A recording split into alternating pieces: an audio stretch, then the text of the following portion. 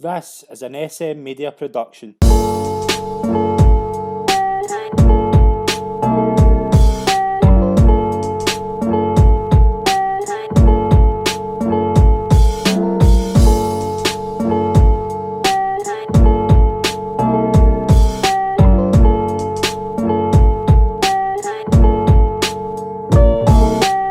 Hi everyone, and welcome to the latest episode of Golf Talk right here on SM Media. I'm Scott McPike, delighted to be your host as always. Got a very special guest in this week's episode. I'm joined by Lorne Kelly. Lorne, it's a pleasure to welcome you onto the show. Thanks very much for joining me. Great to be on, Scott. How are you? How's everything been? Oh, not bad. We were just talking briefly there about a couple of celebrations after last night's title win for the Jers. Yeah. But it's been good. It's been good. Lockdown, still in lockdown, obviously, but it's hard for everyone. But we're getting through it. Mate. Yeah, definitely. We'll touch a bit on your early years and before you kind of get into golf as well. What was your kind of early years like before? When did you first pick up a golf club? I got my membership at Kill Golf Club when I was in primary 5, believe it or not. So what would that be? I would be about 7 years old or something like that. 8 years old, I think. Maybe a wee bit later, but no, that's when I got into the game. I lived right on the golf course at Kill. Very lucky, I just jumped my back garden. I was on the 15th green, so spent my younger years just chipping and putting there, And was it always your plan to get to go and kind of play golf at a high level? Like even when you were a junior, did you think you could make it to the pro game at that age? It was certainly my dream, I'd always wanted to get to that level. Whether I knew I was going to get there, that was another thing. But I had it in my head. I certainly wanted to be a golfer, but thankfully my parents kind of instilled a bit of education in me and made sure that I didn't just play golf all day, every day, So, but that was certainly the plan, Scotty. It's certainly the plan. In your junior days as well, what was your kind of highlights for the days? Well, I wasn't in I played once for Scotland boys, but that was just before I kind of moved into the kind of youth setup. Right, okay. I did play a kind of national schedule, 15, 16, 17, but I was always kind of there or thereabouts, but I certainly wasn't a leading junior player, I would say. Right. Typical kind of penny scratch golfer, but yourself, that's not enough to get into that kind of national setup, But, and your amateur career kicks off as well. You'd a college scholarship at the Coastal Carolina University for 4 years. How much did you enjoy that as golf wise? And we'll get into, obviously you've done a major in business administration as well, but golf wise, what was it like?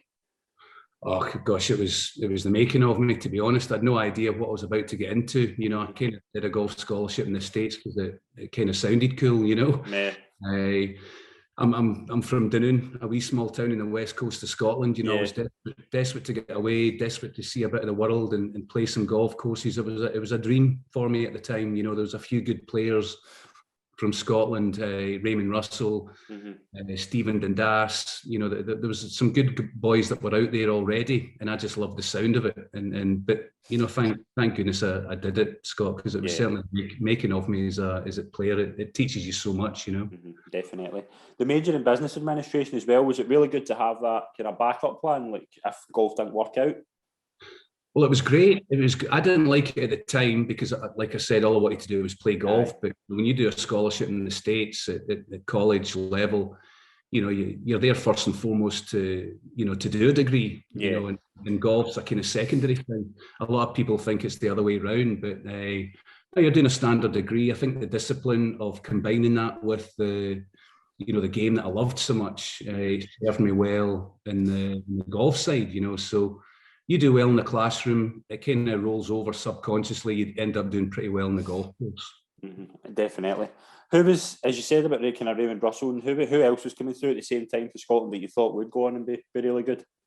Well, my good pal Gordon Sherry, he was certainly dominating at the time. When I was, in fact, during my 4 years playing college golf in South Carolina, we used to play at Augusta States tournament, and as a kind of goodwill gesture, they used to give all the college kids that were playing that week a pass for the week to go to the Masters. Right, okay. and Big Gordy was playing. Gosh, I can't remember the year. It would have been about 1993 or something like that. Yeah. 3 or 4. He was playing as the British amateur champion. You know, so got to go there, see Gordy. That was absolutely fantastic. He was obviously coming through. In fact, we used to have jokes about who was the best amateur in the world, you know, between Gordon Sherry and Tiger Woods, and I always used to fight Gordon's corner. You know, it was good laugh. But I think I was proven wrong in that. Brilliant. As well as that, obviously you won the 1998 Lytham Trophy. Just how kind of hard the course was that, and how good a memory was that to win at a course like that? Well, Lytham for me was massive. You know, I've always loved Lytham. I don't know, it's one of these courses that just agree to your eye. You know, I think I played in Lytham 3 times actually as an amateur, and finished second, first, third. So that was. But you know, it's a multi-international field. You know, it was the best in Europe at the time. We didn't get any top Americans playing in it, but you certainly had the Europe's best, and it was great for me. That was my first big 72 hole event, and that's when I kind of realised, you know, I'm not quite there, but I'm up there with the best of them. You know, and it gave me a lot of confidence winning that and going on and catapulted from there, you know. Yeah, definitely. You win the Scottish Stroke Play as well. Like, see, obviously there was a lot of hype, like you were going to be the next big thing when you were coming through the amateur thing. Was it a lot of pressure on you to win that particular tournament, and how good a feeling was it to win it? It was a great feeling, no doubt about it. You know, win your national title, albeit it was stroke play. I think I won by maybe 8 shots or something like that. Yeah. So real good feel factor that week. I think I broke the course record at Lossiemouth as well with a 64 in the third round. So it was really, really special. The only downside of it that week, my dad wasn't there to actually see it, because my dad always used to follow me to the tournaments. But no, it was phenomenal. Loved the golf course. Again, it was a great field. But that was just was it after Lytham? It was just straight after Lytham I won that. So the feel-good factor was still there. Yeah. It was a great year for me. Scott, 1998. I felt kind of invincible during that year. You know? Brilliant. You get selected for the Walker Cup. Just talk us through what was going through your head when you heard the news you were going. Well, the Walker Cup, that was a funny one for me, because we actually, at the end of 98, the St Andrews Trophy. Now that's the tournament in between the Walker Cup, you know, so you get the St Andrews Trophy against Europe one year, then the next year you get the Walker Cup. So, you know, and so on. We were playing in the St Andrews Trophy in Villa d'Este in Italy, and it was a 10-man GB&I team against Europe. And that was right at the tail end of that great year I had. Yeah. You know, and I actually had planned to turn pro. That was me. My amateur career was done. I wasn't going to hang about for Walker Cup. I wanted to, while the iron was hot, you know. But then we went on and we won in November of 98. We won the World Championships. The 4 of us. Yeah. 4-man Eisenhower team. Myself, Luke Donald, Gary Wilson-Home and Paddy Gribben from Ireland. He was the European amateur champion at the time. So we won the World Championship. But again, I was still going to go pro. That was the plan. But McAvoy told us, Peter McAvoy, who was the captain of the GB&I team at the time, he told us that we were in the Walker Cup. Now, this was in November, the year before the Walker Cup. Now, we weren't allowed to say anything. I can talk about it now, but we were not allowed to say anything, certainly to the press or let anybody know, but they were never going to leave out the 4 members of the World Championship winning team. So I knew I was in the Walker Cup the year before it was actually on. So 1999, the year of the Walker Cup, was a funny one for me, because in the back of my head, I'm in the team. You know, I knew I was in the team, and I'm not too sure if the fire was really there. I still won a couple of decent tournaments, but it was nothing like 98. And I do wonder, should I have turned pro in that 1998? That's the big question for myself, you know. Yeah, definitely. The experience of the Walker Cup, though, what was it like? What was your favourite memories for that tournament? Oh, it was brilliant. It was the first time really that you had a chance to play in front of crowds that, I mean, there were tens of thousands there, you know, throughout the duration of the tournament. It was, you know, standing in that first tee at Nairn, you know, I always remember the sight, looking down the fairway, there was like 3-4 rows deep all the way down to the green. You certainly knew where the fairway was, put it that way. But no, it was phenomenal. Listen, we're playing at that level where that should never have been a factor. I enjoyed it. A lot of the boys in that team really thrived on that home support. The likes of your Luke Donald, Paul Casey, Simon Dyson, these guys went on, used that as a stepping stone to some fantastic careers. Yeah, who was in the American team that year? Do you remember?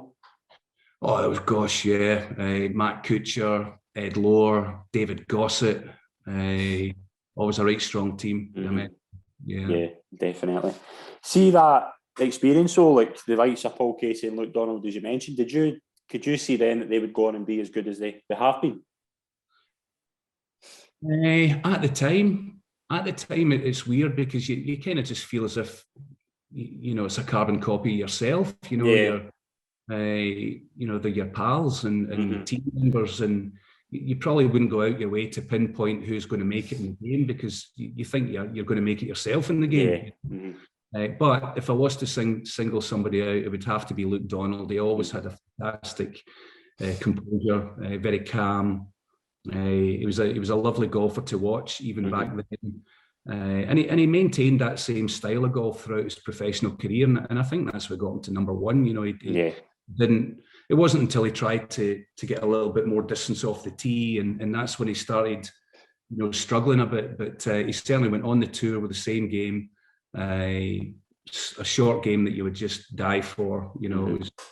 He had awesome hands, Luke Donald. And that was certainly no surprise to see him go on and make it for sure. Yeah, brilliant.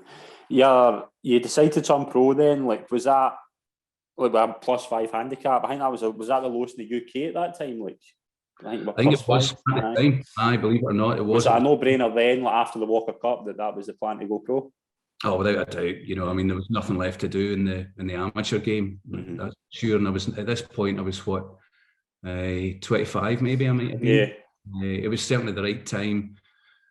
It was the next logical step to do, but whether I was prepared for the professional game, that is a whole different scenario, because like I said, top level amateur golf is comparable with top level professional golf. There's no doubt about that the best amateurs in the world are not lesser golfers than the best pros, but they've just got so much more to learn, and whether you can handle that transition mentally, maintain that level of golf and play free flowing golf, that's a whole different scenario. The guys that handle that better, I'm not too sure I handled that too well, to be honest. That transition, going from a comfort zone into an intense environment where nobody gives two hoots about who you are, what you've done.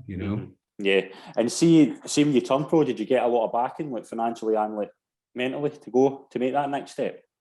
No, that was the thing for me, Scott, to be honest. That was probably the killer blow, and ultimately what made me hang up my clubs, certainly at that level. I didn't have any support. I mean, now, thankfully, our national governing body, Scottish Golf Union, they do a fantastic job supporting our, you've got Aberdeen Asset, you've got the influence of Paul Laurie. They do a good job. I think they've caught up with things. The penny kind of dropped with them. There was too much of a time, certainly in my era, where the minute I announced that I was turning pro, it was a case of, right, see you later on, all the best. That was it. I actually didn't know, right, what did I do? Where did I go? What did I say? I had no idea about sourcing sponsorship. I tried locally, tried the best as I could, but effectively I got a bit of lottery funding, but it was peanuts, in the grand scale of things. And when you're playing in your first event as a pro, I think mine was maybe the Kenyan Open or something like that. I barely had any money even going to play in the tournament. So it doesn't bode well for the rest of the season, Yeah, definitely. Your first year in the Challenge Tour, you played in 2 European Tour events as well. Like, what did you find the kind of first year playing in the kind of that different level? Well, again, I didn't think for a second that all the guys were much better than me. Again, mentally, I was nervous. I was super keen to try and make my mark, possibly a bit too much, and that kind of puts the pressure on you. I wouldn't say it was a nice feeling, it should have been a process that I really enjoyed.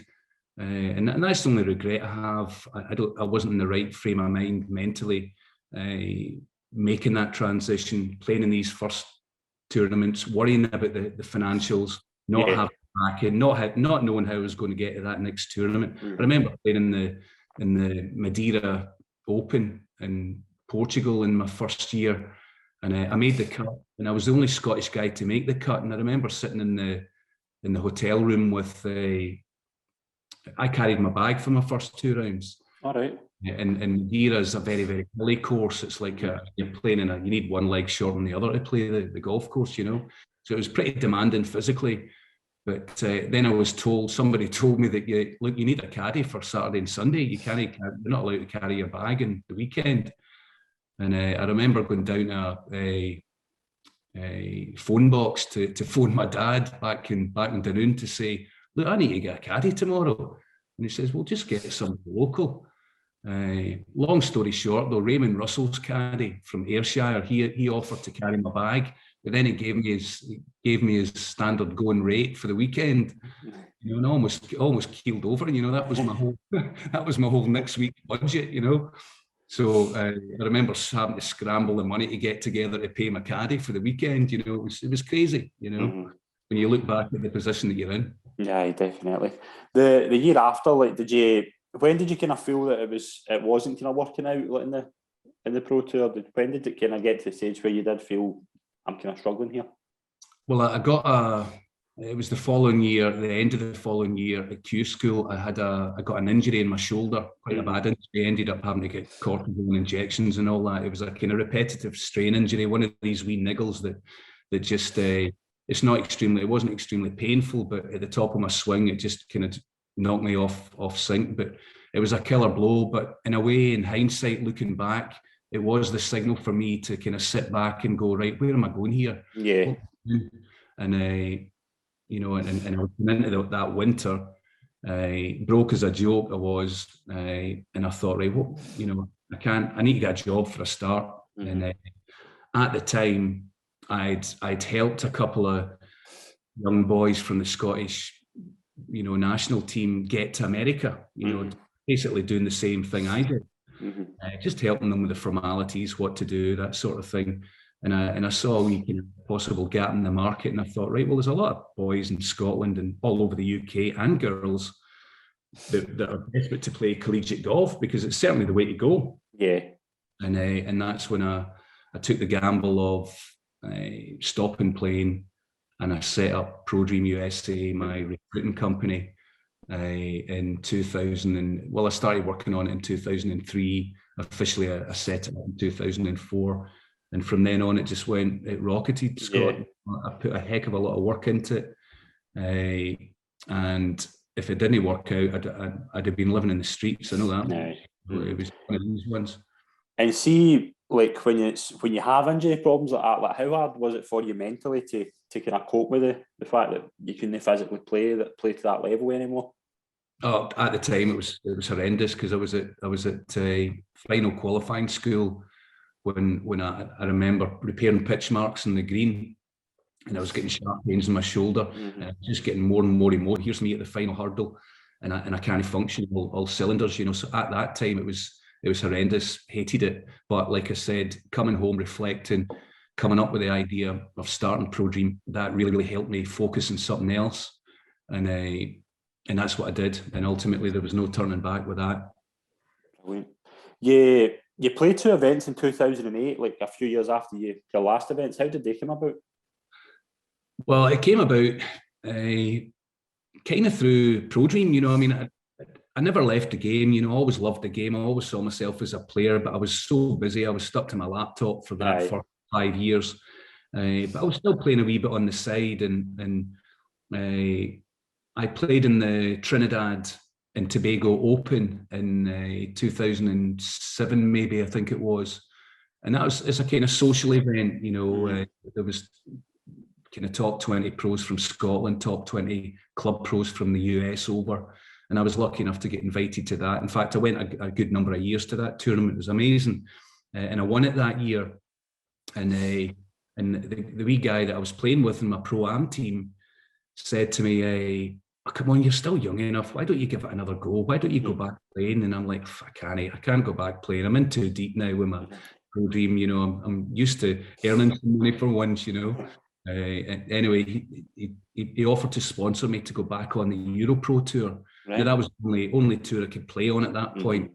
And it was an offer I couldn't refuse. So I was juggling running Pro Dream and playing in that Euro Pro Tour. But again, it worked out well because when I was on the road playing in these tournaments, I was meeting kids and their families after I was coming off the 18th green, you know, to discuss their options for collegiate golf in the States. So it worked quite well with the business. And at this point, it wasn't all about golf and golf only and trying to make the pressure wasn't quite there. Yeah.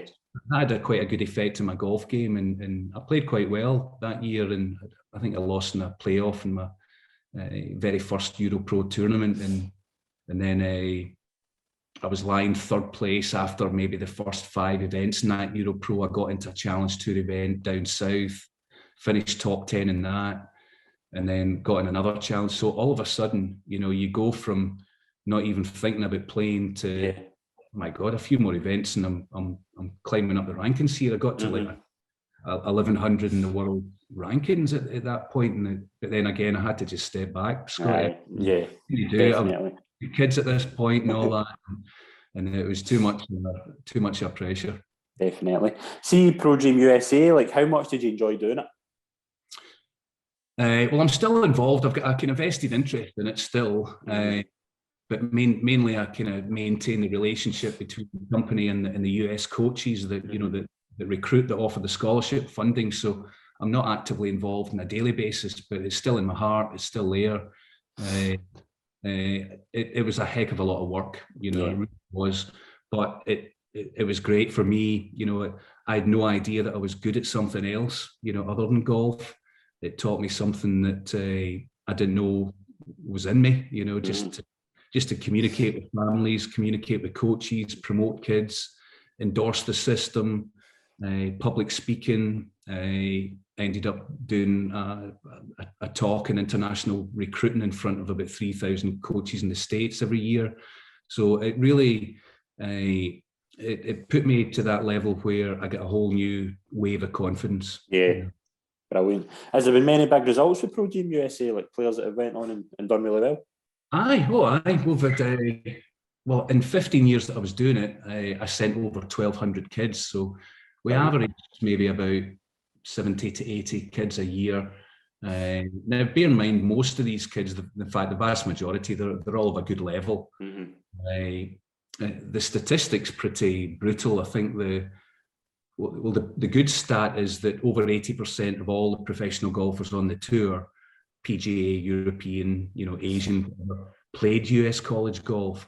That's pretty phenomenal. However, for every 100 boy that enters the system, not so much the girls, but for every 100 boy that enters the collegiate golf system, one end up playing the game for a living. Is that right?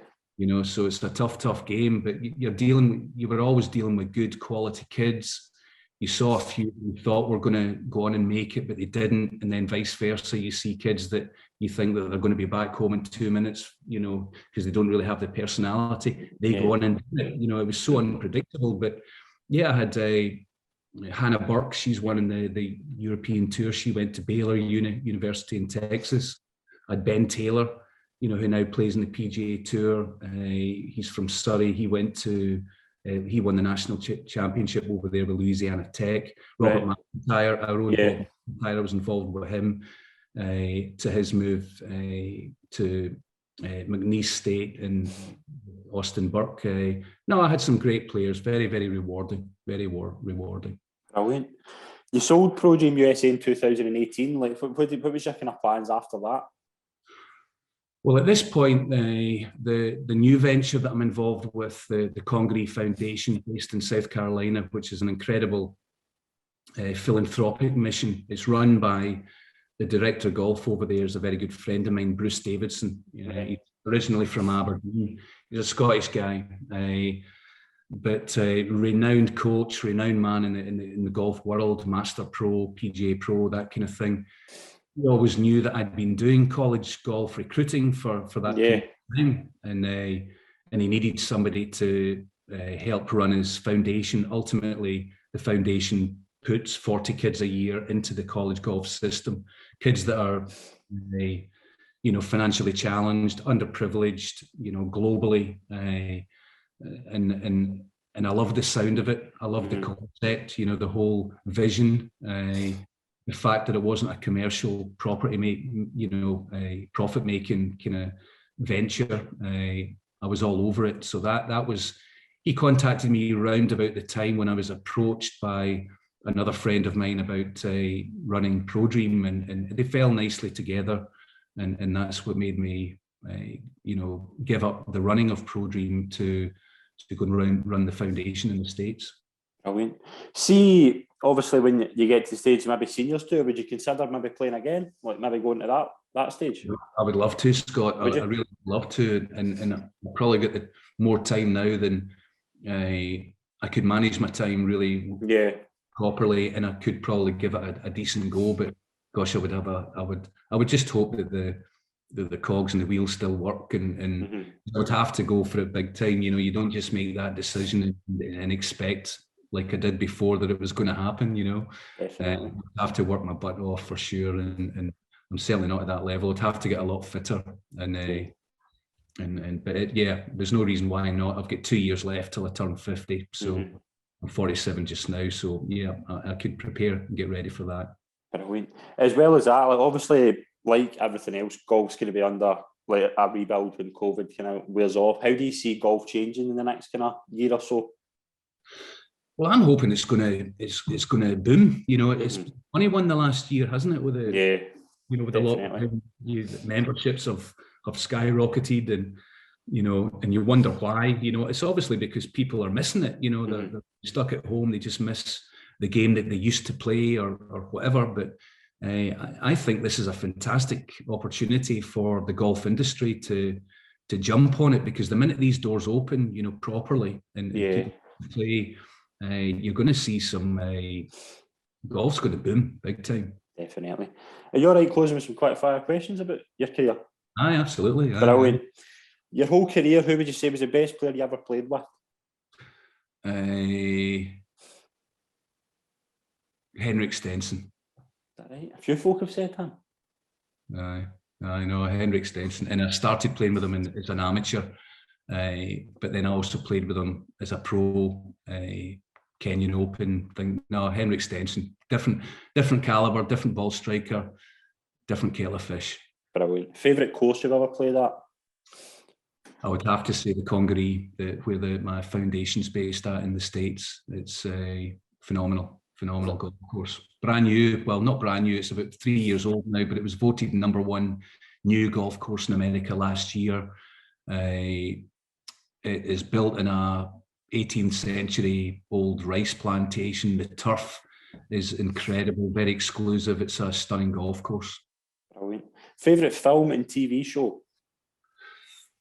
Film, I would say Last of the Mohicans. Right, okay. TV show, Grand Designs. Very good.